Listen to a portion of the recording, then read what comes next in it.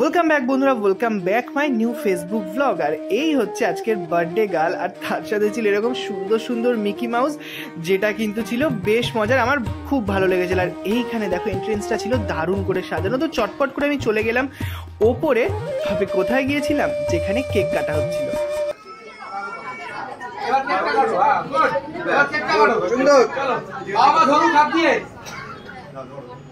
Happy birthday to you.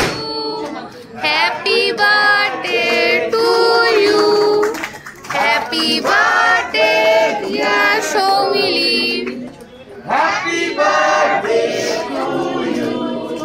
May God bless you. May God bless you.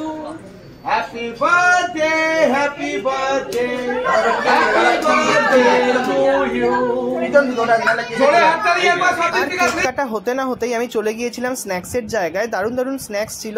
তো আমি mainly চিকেনের এই আইটেমটা, আর পাশেই ছিল কর্নের, তো এই দুটো নিয়ে নিয়েছিলাম বাটি একদম ভর্তি করে। তবে সঙ্গে কিন্তু এই পাশে কফি ছিল, আর তার সাথে ছিল ফুচকা আর হচ্ছে কেক। তবে আমি ওইসব ছেড়ে দিয়ে দাঁড়িয়ে দাঁড়িয়ে এইগুলো বেশ খাচ্ছিলাম, কারণ বসার সিট পাইনি।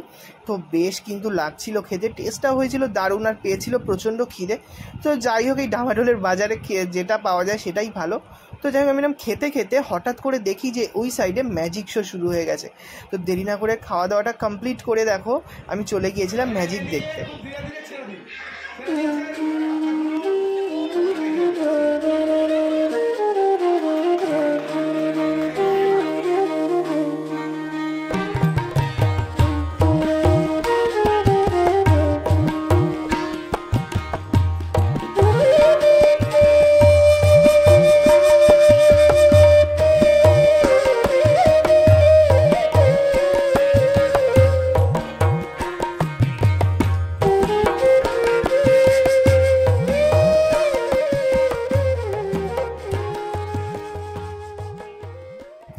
আর এইসব দেখার পর আবার পেয়ে গিয়েছিল প্রচণ্ড খিদে। চলে গিয়েছিলাম ডিনারের জায়গায়, আর গিয়ে দেখলাম দাদাভাইদের তখন অলরেডি খাওয়া দাওয়া কমপ্লিট। আর তাই জন্যই আমি প্রথমে ঘুরে দেখে নিলাম যে কি কি এখানে ছিল। তো কড়াইশুঁটির কচুরি, আলুর দম, আর ছিল হচ্ছে এখানে কাবুল রোল, আর তার সাথে কিন্তু ছিল বিরিয়ানি, যেটা আমার ভীষণ প্রিয় ছিল, রেজালা, চাটনি, পাপড়। দেখো, যতই ভালো ভালো খাবার থাক, কড়াইশুঁটির কচুরি থাক, আলুর দম থাক, আমার কিন্তু এই বিরিয়ানি ছাড়া চলে না। মানে যেখানে যাই আইটেম থাক, আমার চাই বিরিয়ানি, এটাই হচ্ছে কথা। আর আমি প্রথমেই চলে গেছিলাম বিরিয়ানির কাউন্টারে, আর গিয়ে নিয়ে নিয়েছিলাম হচ্ছে বিরিয়ানি, তার সাথে এক পিস গোটা বড় দেখে আলু, কারণ বিরিয়ানি আলু ছাড়া ঠিক ব্যাপারটা জমে না। উনি কেটে দিচ্ছিল, বাট আমি বললাম না না, আমার গোটাই দাও, আমি গোটা আলুটাই খাই, বাট মাটনের পিসটা ছোটো দাও, বিকজ মাটনটা আমার অতটা পছন্দের না, চিকেনটা বেশি ভালো লাগে। যার জন্য আমি বিরিয়ানিটা এখান থেকে নেওয়ার পর সোজা চলে গিয়েছিলাম হচ্ছে রেজালার ওখানে। রেজালাটা নিয়েছিলাম, বেশ ভালো ছিল। রেজালাটা এই কারণেই বেশি ভালো লাগে যে এটা একটু মিষ্টি মিষ্টি থাকে, এটাই হচ্ছে মেন ব্যাপার। তো যাই হোক, খুব জমিয়ে রসিয়ে কষিয়ে খেয়েছিলাম ব্যাপারটাকে, ঠিক এরকম করে রেজালা দিয়ে বিরিয়ানিটাকে।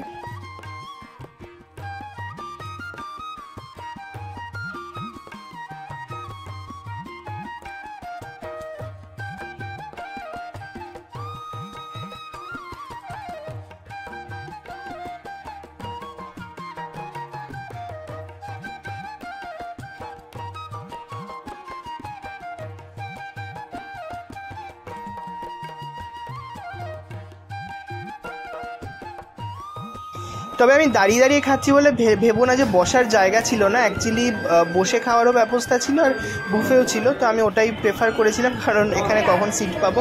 আর তার সাথে পানের কাউন্টার থেকে মোটামুটি 7-8টা পান নিয়েছিলাম, কারণ বাড়িতে এসে ফ্রিজে রেখে রেখে খাবো বলে।